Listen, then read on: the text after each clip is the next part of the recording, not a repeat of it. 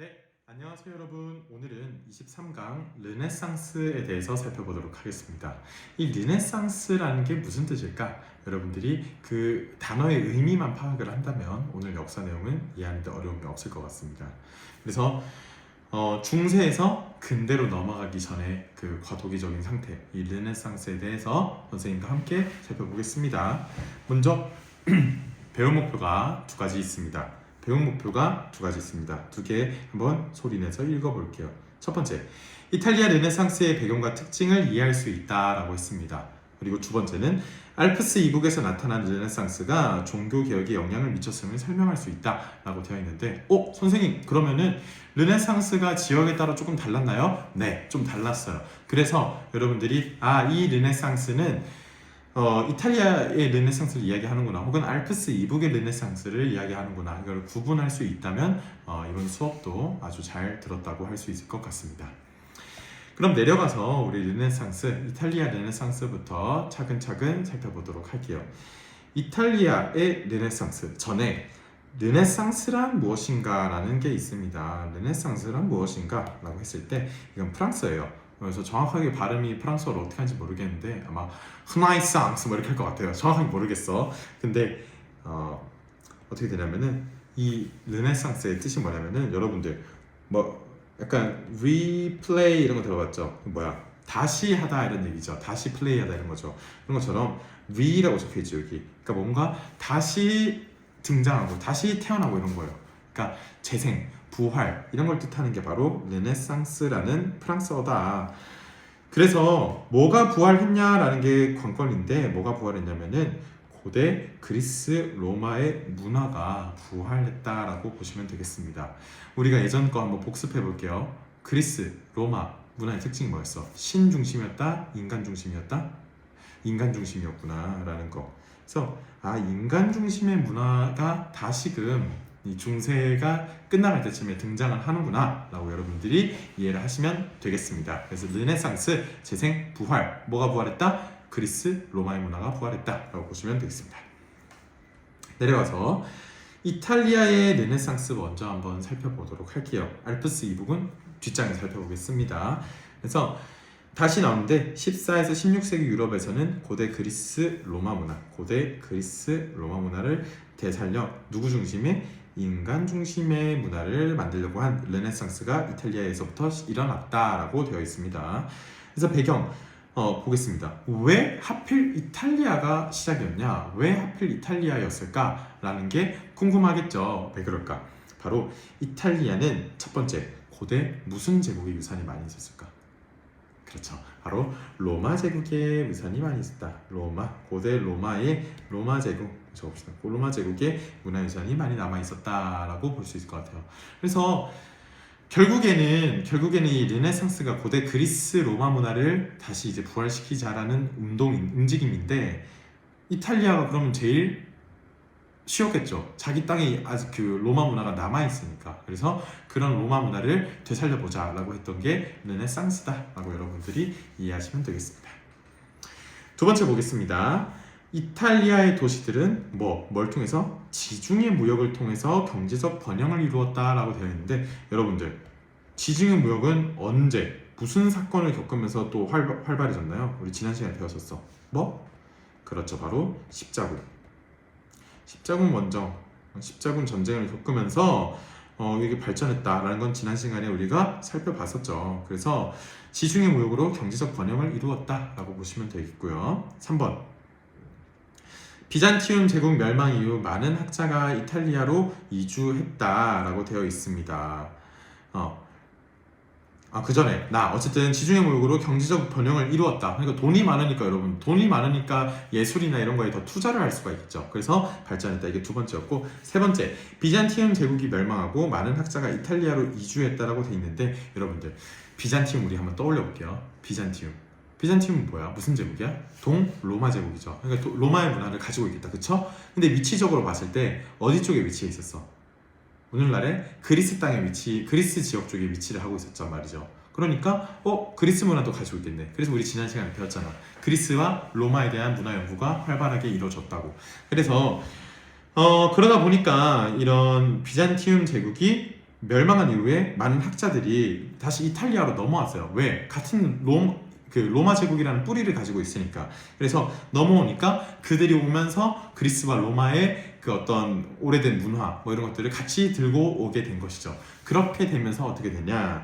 이 비잔티움 제국 멸망 이후에 비잔티움 제국 때 축적됐던 어떤 지식이나 그리스 로마에 대한 지식이 다시 이탈리아로 넘어와서 꽃피게 됐다. 다시 부활하게 됐다라는 거예요. 그래서 이런 여러 가지 이유, 로마 제국의 문화유산도 남아있고 지중해 무역으로 경제적으로도 좀 여유가 생겼고 비잔티움 제국이 멸망하면서 많은 학자가 넘어오게 됐다. 그래서 고전 문화가 고전이 굉장히 활발하게 연구되었다라는 것까지 여러분들이 이해하시면 되겠습니다. 이제 왜 이탈리아에서 먼저 이게 발생을 했는지 이해할 수 있을까요? 좋습니다. 넘어가서 이탈리아 르네상스의 특징을 한번 보도록 하겠습니다. 이탈리아 르네상스의 특징은 그리스 로마 문화를 본받아 인간의 개성, 신이 아니라 인간의 개성과 능력을 중시했다라고 해요. 인간의 개성과 능력을 중시했다라고 해요. 그래서 이런 문화를 뭐라고 하냐? 적어봅시다. 새로운 용어예요. 인문주의가 발달했다라고 적어보겠습니다. 인문주의가 이런 인간에 대한 연구를, 인간의 중심을 두는 어떤 연구 방식을 인문주의라고 합니다. 영어로 하면 여러분들이 좀 더 이해가 될 텐데요. 여러분들, 휴먼 영어로 뭐예요? 휴먼은 뭔가 이 인간이라는 뜻이에요. 휴먼, 인간. 근데 인문주의를 영어로 하면 뭐냐면은 휴머니즘입니다. 휴머니즘. 이즘이 붙으면 그러니까 거기에 대한 생각을 얘기하는 거예요. 알았죠? 예를 들어서 뭐 사회주의면 소셜리즘이라고 하거든요. 이즘 붙으면 사상 이런 걸 얘기하는 거죠. 그래서 인간에 대한 어떤 사상이 인문주의다. 그게 이 르네상스 때 이탈리아에서 발전했다. 여러분들 핵심적인 단어니까 잘 기억해 두시고요. 넘어가서 그 인문주의의 특징을 보겠습니다. 인문주의자들은 신중심의 세계관에서 벗어나서 이제 누구한테 관심을 가졌다? 인간들, 사람들의 삶에 관심을 가졌어요. 그래서 어떤 문학작품이 등장하냐? 보카치오가 인간의 욕망을 솔직하게 묘사한 데카메론이라는 작품이 등장을 하게 되는데, 데카메론이라는 것이 등장을 하게 되는데, 요거는 한번 여러분 읽어보세요. 수업 시간에 같이 한번 다뤄보겠습니다. 수업 시간에. 그리고 미술도 보세요. 여러분 잘 아는 레오나르도 다빈치, 미켈란젤로, 라파엘로 이런 사람이 있었죠. 여러분들 미술 시간에도 배웠다고 들었어요. 이거는. 그래서 보면은 인간에 대해서 굉장히 사실적으로 묘사하고 있죠. 심지어 성모와 아기 예수예요. 예수도 아주 인간처럼 묘사했죠. 그런 식으로 여러분들이 이런 식으로 인간에 대한 어떤 그림을 그리거나 인간의 욕망에 대한 어떤 글을 쓰거나 이런 것들이 발전한 게 바로 르네상스, 이탈리아 르네상스구나, 이렇게 이해를 하시면 되겠습니다. 다음 보겠습니다. 르네상스 양식의 성 베드로 대성당이 대표적이라 하는데, 이게 성 베드로 대성당이에요. 이런 양식, 이런 스타일로 만들어진 거를 르네상스 양식이구나 라고 여러분들 이해하시면 되겠고요. 그리고 또 과학 같은 경우에는 세계와 자연에 대한 관심이 커지면서 과학이 발달했다라고 되어 있는데, 여러분들 뭐가 있어? 이 갈릴레이가 만든 방법, 지구가 태양의 주위를 돌고 있다, 이런 거를 했었었죠. 그러니까 여러분들이 지금 알고 있는 옛날에는 원래 천동설이 있었어. 그래서 천동설도 다음 시간에 우리 한번 살펴볼 거고, 이 천동설, 지동설 이런 게 있었는데, 좀 더 과학적인 연구를 통해서 이 세계와 자연에 대한 관심이 커지면서 이 과학이 발전했다. 그 대표적인 게 코페르니쿠스와 갈릴레이가 얘기한 지동설, 이런 게 있겠구나 라고 여러분들이 이해를 하시면 되겠습니다. 자세한 건 요거 한번 읽어보세요. 넘어가겠습니다. 자, 그 다음으로 살펴볼 거는 바로 알프스 이북의 르네상스입니다. 알프스 이북의 르네상스다. 살펴보겠습니다.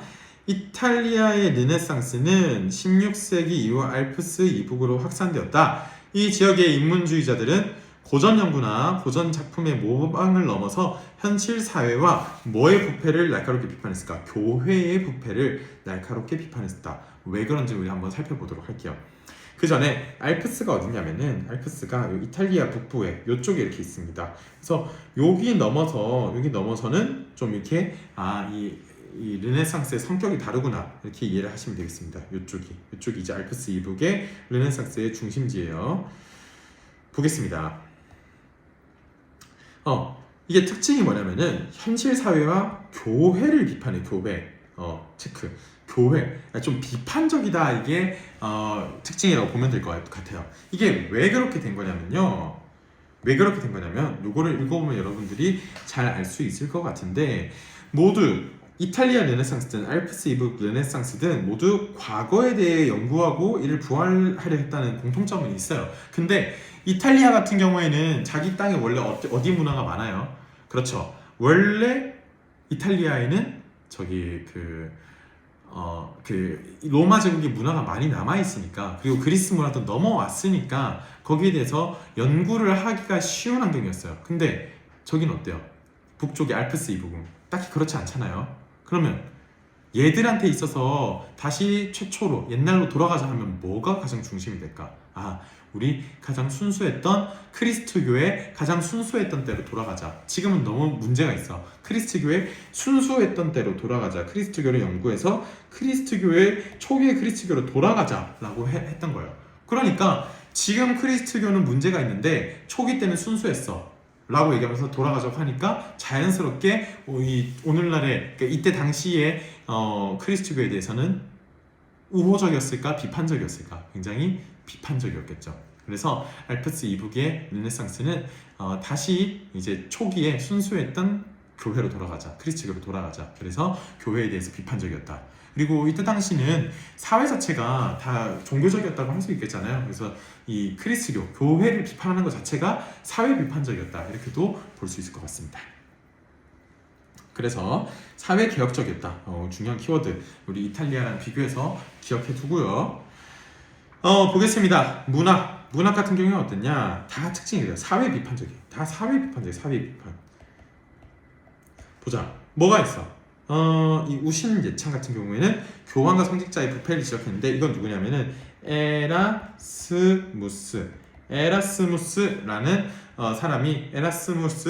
사람이 우신 예찬이라는 책을 썼어요. 이 우신 예찬이 뭐냐면은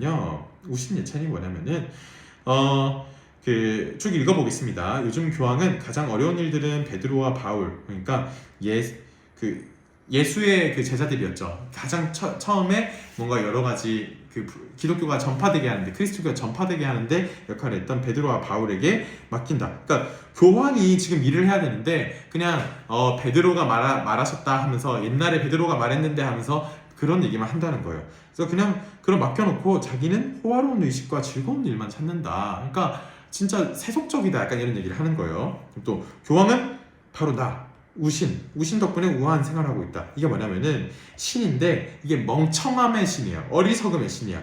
그러니까 이 우신이 이게 멍청함을 담당하고 있는데 얘가 이제 힘을 쓰면 사람들이 멍청해지는 거예요.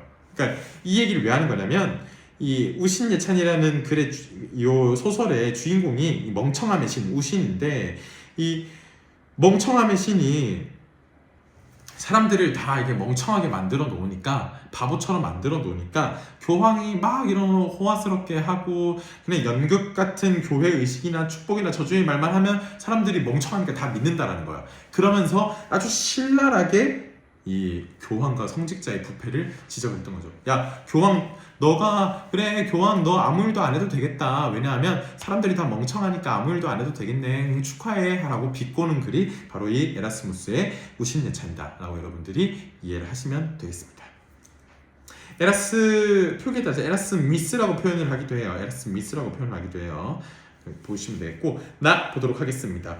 토마스 모어는 유토피아에서 영국 사회의 현실을 비판했다. 그래서 뭐 비슷한 마찬가지로 유토피아라는 책을 토마스 모어가 써서 영국 사회의 현실을 비판하기도 했고요. 그리고 또 세르반테스라는 사람은 돈키호테라는 책을 지어서 몰락해 가는 중세 기사를 풍자하기도 했다라는 거 여러분들 보시면 되겠습니다. 이 돈키호테가 굉장히 약간 시대 파악이, 상황 파악이 안 되는 약간 그런 기사잖아요. 중세 기사잖아요. 그래서 중세 기사들이 지금 상황 파악이 안 된다. 이런 거를 이제 소설을 통해서 풍자한 거죠. 그게 이 르네상스 시대의 돈키호테라는 작품이구나 라고 여러분들이 이해하시면 되겠습니다. 여기는 어디다? 이탈리아다. 알프스 이북이다. 알프스 이북이다 라고 여러분들 기억하시면 되겠고요. 과학 보겠습니다. 중국의 화약과 나침반이 전쟁과 장거리 항해에 사용됐다고 합니다. 드디어 화약이 나왔어요. 화약은 뭘 할 수 있어요? 화약으로 대포를 만들 수 있죠. 그리고 총도 만들 수 있겠죠. 그래서 이런 화약 같은 거를 만드니까 어떻게 될까? 화약을 만들어서 그러면은 봉건 기사들은 칼 들고 싸우는데 이제 칼을 열심히 안 배워도 그냥 대포 쏘면 그 칼 열심히 배운 사람 다 날려버릴 수 있어. 그러니까 봉건 기사들은 점점 더 어떻게 된다? 몰락한다. 보시면 되겠고, 또 나침반이 만들어지니까 예전보다 더 멀리 배를 타고 나아갈 수 있겠죠. 원래는 가까운 바닷가만 갈 수 있어, 해안선을 따라서. 근데 나침반이 있으면은 더 멀리 갈 수 있겠죠. 그래서 멀리 가면서 뭐가 되냐? 새로운 항로, 신항로를 개척하는 데도 영향을 주겠구나. 이건 우리가 나중에 새로 배울 내용이에요. 그래서 르네상스에 이런 일이 있었구나 보시면 되고, 또 구텐베르크가 뭘 발명하냐? 활판 인쇄술이라는 걸 발명합니다.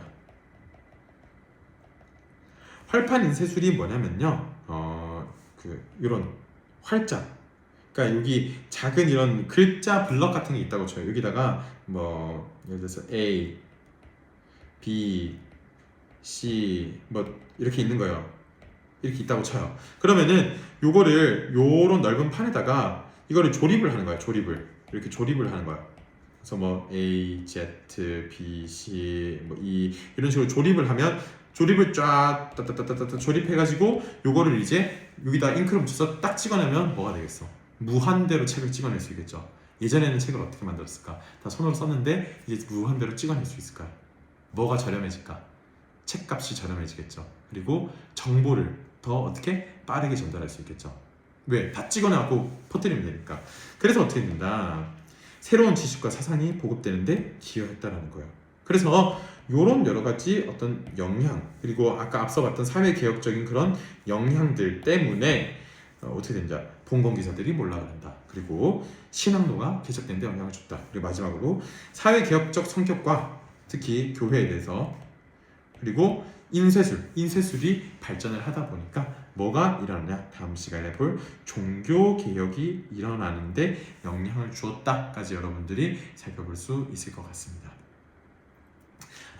그래서 우리가 기억해야 될 거, 우리 지금 다 살펴봤는데, 르네상스가 크게 구분을 하면은 이탈리아 이남, 그러니까 이탈리아 지역과 알프스 이북의 르네상스, 이게 달랐다라는 걸 이해를 해야 돼요.